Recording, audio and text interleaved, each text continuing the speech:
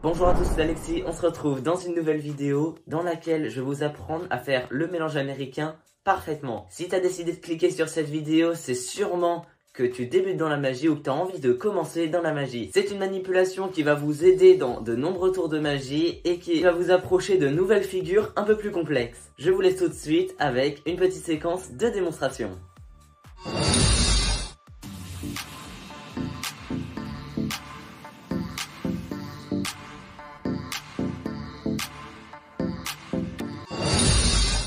Alors, pour l'explication de ce mélange américain, j'ai séparé la vidéo en 3 étapes. Donc la première, qui est pour moi la plus importante, ça va être la prise de base, donc la manière dont on va prendre le paquet, comme ceci.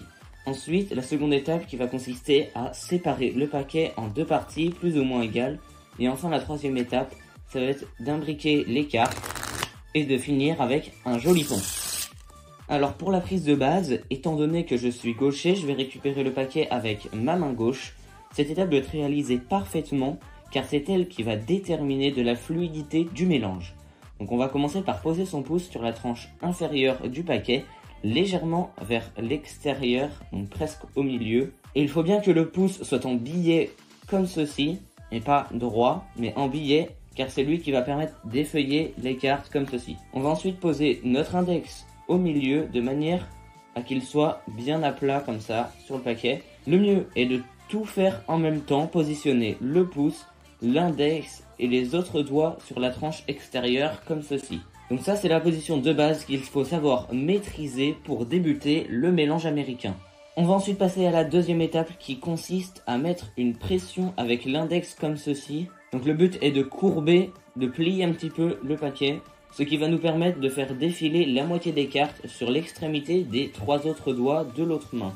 À ce moment-là, on va lever la moitié restante que j'ai mis dans l'autre main à l'aide de la main gauche. Donc à l'aide de la main gauche, je vais soulever l'autre partie jusqu'à ce que le pouce puisse le rattraper comme ceci. Une fois dans cette position, il reste à plier l'index pour se retrouver dans une position symétrique. Et on arrive très rapidement à la troisième étape.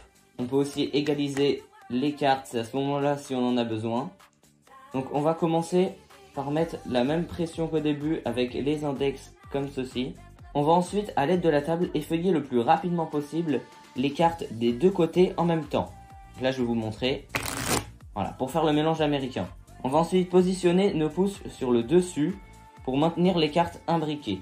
Car là, quand on va réaliser notre pont, si on ne maintient pas avec les pouces sur le dessus du paquet, les cartes vont se désimbriquer comme ceci et on va pas y arriver.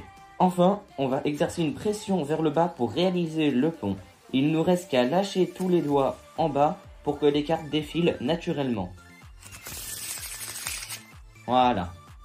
Et une fois que vous maîtrisez parfaitement ce mélange américain, vous allez pouvoir essayer de le faire sans l'aide de la table. La seule différence est au moment de la deuxième étape, comme ceci, il faut pas que les cartes soient sur le bout des doigts, mais plus loin comme ceci, pour pouvoir mieux les tenir et ne pas avoir besoin de la table.